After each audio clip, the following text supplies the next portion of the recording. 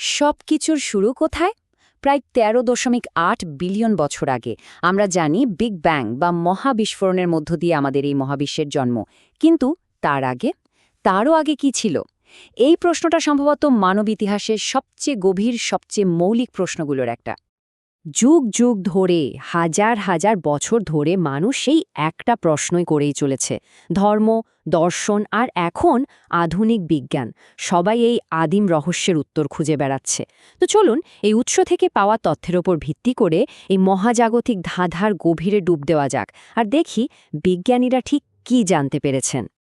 আমাদের এই যাত্রায় আমরা প্রথমে বোঝার চেষ্টা করব যে এই প্রশ্নটার উত্তর দেওয়া এত কঠিন কেন।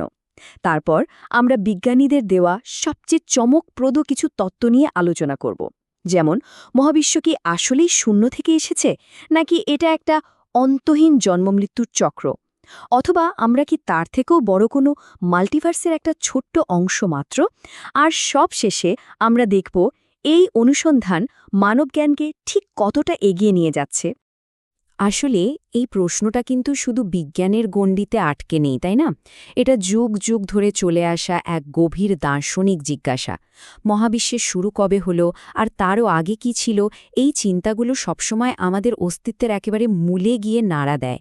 এটা এমন একটা প্রশ্ন যা আমাদের ভাবতে বাধ্য করে যে আমরা কোথা থেকে এলাম, আমাদের চূড়ান্ত উৎসটা ঠিক কী।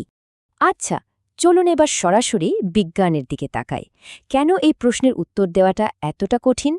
কারণটা হলো, আমরা যখন সময়ের পেছনে যেতে থাকি তখন একটা অদৃশ্য দেয়ালে গিয়ে ধাক্কা খাই, আর সেই দেয়ালটাই হলো বিগ ব্যাং। বিজ্ঞানীরা যখন মহাবিশ্বের প্রসারণকে গণিতের সাহায্যে পেছনের দিকে নিয়ে যান, তখন সবকিছু একটা বিন্দুতে এসে মিশে যায়। এই চরম অবস্থাকেই বলা হয় ইনিশিয়াল সিঙ্গুলারিটি, মানে এমন এক অবস্থা যার ঘনত্ব আর তাপমাত্রা এতটাই বেশি যে আমরা কল্পনাও করতে পারব না। আর সবচেয়ে অদ্ভুত ব্যাপার হলো, এই বিন্দুতে এসে পদার্থবিজ্ঞানের চেনার নিয়মকানুন, এমনকি জেনারেল রিলেটিভিটির মতো শক্তিশালী তত্ত্বও আর কাজ করে না। তাহলে মূল বিষয়টা কি দাঁড়ালো? এই সিঙ্গুলারিটি কিন্তু মহাবিশ্বের উৎপত্তির কোনো উত্তর নয়, বরং এটা আমাদের বর্তমান তত্ত্বগুলোর সীমাবদ্ধতার একটা সিগন্যাল।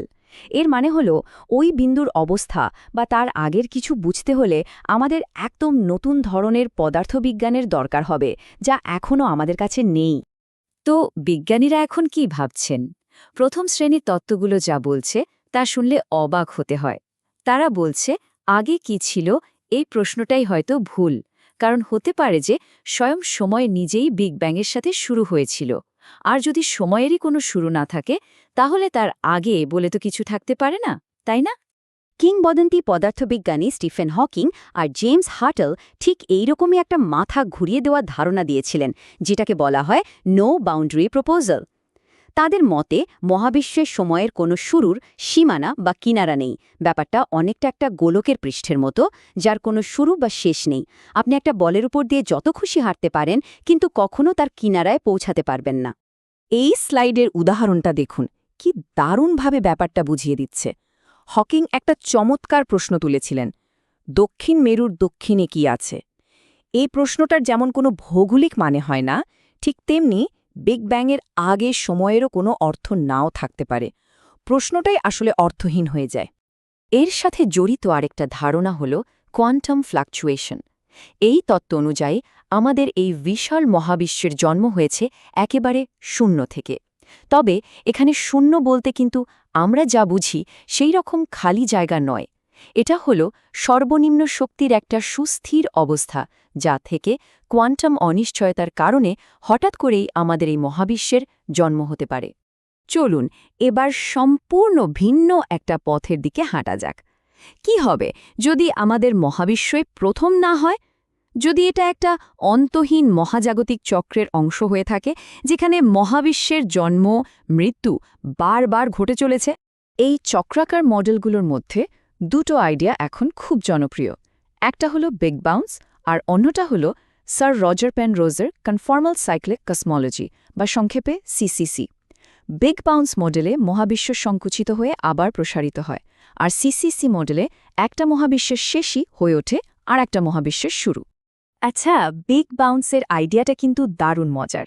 লুপ কোয়ান্টাম কসমোলজি অনুযায়ী বিগ ব্যাংয়ের আগে আরেকটা মহাবিশ্ব ছিল যা ধীরে ধীরে সংকুচিত হচ্ছিল কিন্তু সেটা সিঙ্গুলারিটিতে বিলীন হওয়ার ঠিক আগ মুহূর্তে কোয়ান্টাম গ্র্যাভিটির এক প্রচণ্ড বিকর্ষণের কারণে এটা আবার প্রসারিত হতে শুরু করে ব্যাপারটা অনেকটা একটা বল মাটিতে ড্রপ খাওয়ার মতো একটা সজোর বাউন্স উৎস থেকে পাওয়া এই উক্তিটা দেখুন কি অসাধারণভাবে বলা হয়েছে বিগ বাউন্স হল দুটো ক্লাসিক্যাল স্থানকালের অঞ্চলের মধ্যে একটা কোয়ান্টাম জ্যামিতিক সেতু এর মানে বিগ ব্যাং কোনো পরম শুরু নয় এটা শুধু একটা মহাজাগতিক রূপান্তর রজার পেনরোজের সিসিসি তত্ত্বটা তো আরও এক কাঠি সরেস এই মডেলে আমাদের মহাবিশ্ব হল অসীম মহাযুগের বা ইয়ন এর একটা অংশ প্রতিটি মহাযুগে মহাবিশ্ব প্রসারিত হতে হতে এক সময় সব পদার্থ ব্ল্যাক হোলে পরিণত হয় তারপর ট্রিলিয়ন ট্রিলিয়ন বছর ধরে সেই ব্ল্যাক হোলগুলো হকিং রেডিয়েশনের মাধ্যমে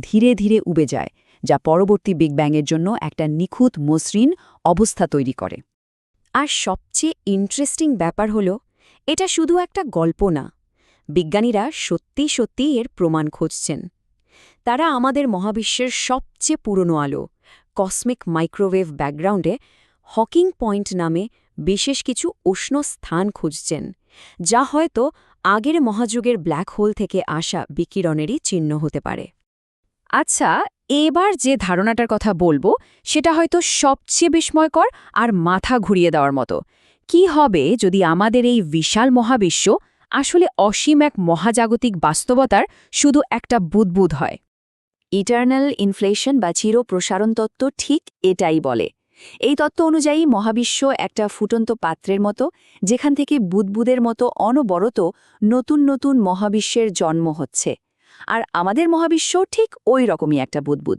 যার জন্ম হয়তো অন্য কোনো মহাবিশ্ব থেকে হয়েছে এই তত্ত্বের মানেটা কিন্তু অনেক গভীর এর মানে হল আমাদের বিগ ব্যাং কোনো অনন্য বা বিশেষ ঘটনা নয় এটা ছিল শুধু একটি শুরু যা এই বিশাল মহাজাগতিক প্রক্রিয়ায় প্রতিনিয়ত সবসময় ঘটছে আমাদের মহাবিশ্বের জন্ম কোনো বিশেষ ঘটনা ছিল না এটা ছিল একটা সাধারণ ঘটনা তাহলে আমরা কোথায় এসে দাঁড়ালাম সত্যি বলতে আমরা বিজ্ঞানের একেবারে শেষ সীমায় একেবারে কিনারায় দাঁড়িয়ে আছি এখানে এখনও কোনো নিশ্চিত উত্তর নেই যা আছে তা হল অনুসন্ধান আর অসাধারণ সব সম্ভাবনা বিগ ব্যাংয়ের আগের জগৎটা আমাদের বোধের বাইরে কিন্তু বিজ্ঞানীরা সেই রহস্যের কিনারে পৌঁছানোর জন্য চেষ্টা চালিয়েই যাচ্ছেন এই পর্যায়ে এসে একটা সাধারণ ভুল যুক্তির কথা না বললেই নয় যাকে বলে আর্গুমেন্ট ফ্রম ইগনোরেন্স যেমন কেউ হয়তো বলতে পারেন যেহেতু বিজ্ঞানীরা জানেন না বিগ ব্যাংয়ের আগে কী ছিল